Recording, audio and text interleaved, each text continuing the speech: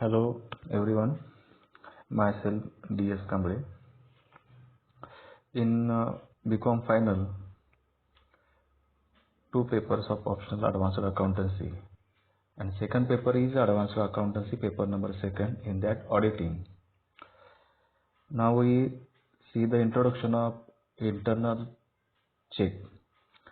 Internal check is the valuable part of the internal control, and it is an arrangement of the duties of members of staff in such a manner that the work performed by one person is automatically and independently checked by others.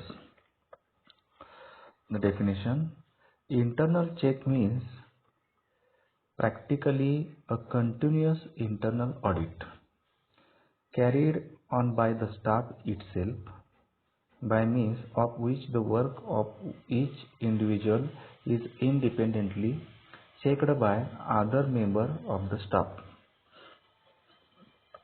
The internal check is a method of organizing the entire operations, office, warehouse, factory, and the duties to the respective staff, so that frauds and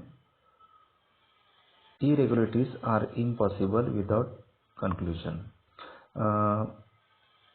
Objective of internal check: to exercise moral pressure over the staff, to ensure that the accounting system produces reliable and adequate information, to provide protection to the resource of the business against the fraud, carelessness, and inefficiency, to distribute work in such a manner that no business is left under record, to allocate duties and responsibilities of each clerk in such a way that he may held responsible for particular fraud or error, to increase the efficiency of clerks because the allocation of duties is based on the principle of division of labor, and to detect errors and frauds easily if it is committed, because in an efficient internal check system there is a provision for independent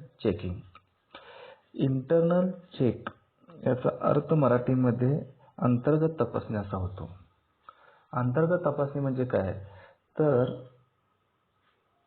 व्यवसायामध्ये ज्या वेगवेगळ्या पातळींच्यावर काम करणाऱ्या जे वेगवेगळ्या कर्मचारी असतात त्यांची अंतर्गत तपासणी करणे होय. ही तपासणी कुणाकडून केली जाते? तर वरिष्ठांच्याकडून केली जाते.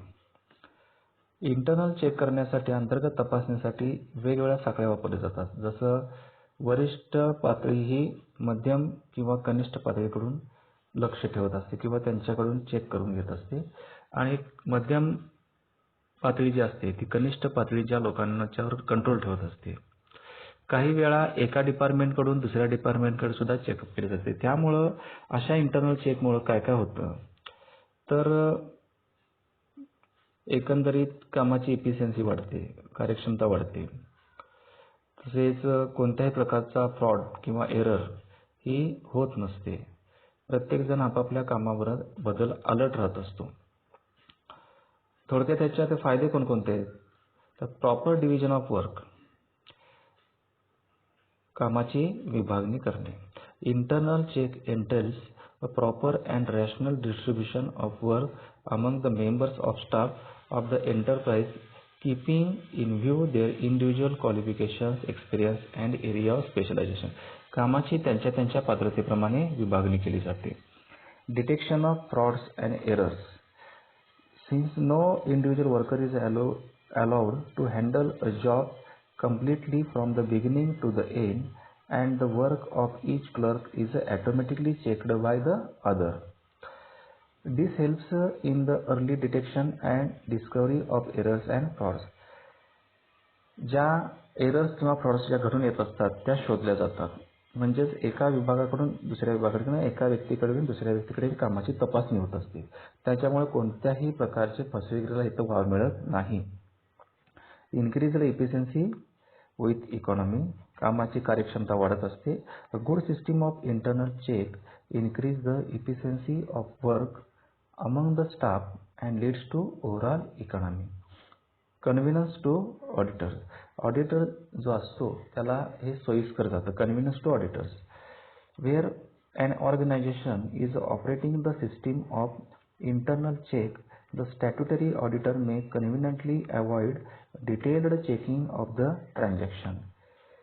He may apply a few tests here and there and relieve himself from detailed checking. Convenience of auditor म्हणजेच काय, तर ऑडिट करत असताना ऑडिटरला इंटरनल चेकच्या मुळे जास्त खोलवर तपासणी करावी लागत नाही. लगेच त्याच्या गोष्टी बारीक सारीक ज्या गोष्टी घडून आलेल्या असतात ते त्याच्या लक्षात येतं. म्हणजे थोडक्यात काय, वेळ वाचतो.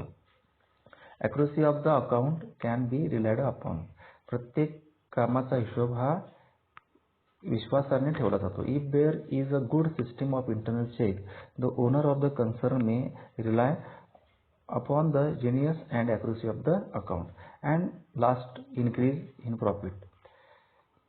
नफा वाढतो. Overall efficiency and economy in operation result in more profits, so thus ensuring larger dividends for the owners or shareholders. The system of internal check regarding sales should take care of following things. On receipt of the order, it should numbered and preserved in order received book with full particulars. The dispatch department should be given a copy of the order with necessary particulars. The dispatch department should take steps to pack the goods as per order. The statement of goods as prepared by the dispatch department should be checked with the customer's order and the invoice will be prepared. A responsible official should check the invoice particulars, the rates charged and calculation made. म्हणजे अगदी उत्पादनापासून ते विक्रीपर्यंत प्रत्येक स्टेपमध्ये हे अंतर्गत तपासणीचं कार्य चालतं, जेणेकरून कोणत्याही बाबतीमध्ये एकतर कार्याची कार्यक्षमता वाढते, तसेच नफाही वाढतो आणि कुठल्याही पद्धतीमध्ये व्यवसायामध्ये जे तोटे वगैरे होत असतात किंवा ज्याला आपण ज्याला फ्रॉड्स म्हणतो, आपण कुठल्याही प्रकारची घडून येण्याची शक्यता नसते. पर्सेच्या बाबतीत सुद्धा तसंच असतं. त्याच्यानंतर इंटरनल चेकच्या बाबतीमध्ये फिक्स्ड ॲसेटच्या बाबतीत कसं केलं जातं, तर a proper authority should be designated for the sanction of capital expenditure. A proper authority should be designated even for sale of fixed assets. Proper accounting records in respect of fixed assets should be maintained and it should be ensured that the proper accounting distinction is observed between capital review expenditure. There should be a periodic inspection of assets. A fixed assets register must be maintained giving details of all the fixed assets. In this register, description of the assets, their cost and location should be mentioned. Perfect management or arrangement should be made to ensure that fixed assets are properly maintained and applied in the service of the economy. Where the fixed assets are transferred between branches or members of the sales group, proper arrangements in respect of their pricing, depreciation and accounting should be made. Depreciation rates are be authorized and evidenced and which persons are to be responsible for carrying out and checking the necessary calculation. And lastly, it should be seen that these fixed assets should be adequately insured.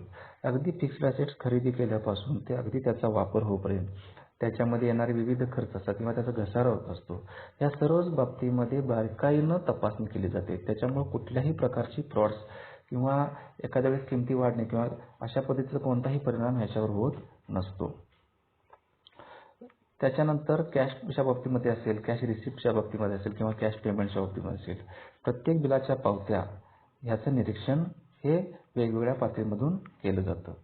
त्याच्यानंतर ह्यामध्ये एकतर व्यवसायाची efficiency वाढते, त्यानंतर कर्मचाऱ्यांना एक प्रकारची कार्यप्रेरणा मिळत असते, तसेच प्रत्येक बाबतीमध्ये खर्च तपासल्यामुळे कोणत्याही प्रकारचे गैरप्रकार ह्यामध्ये घडून येत नाही.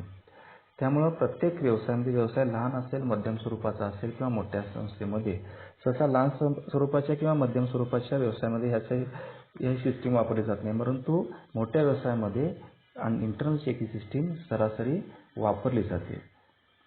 धन्यवाद.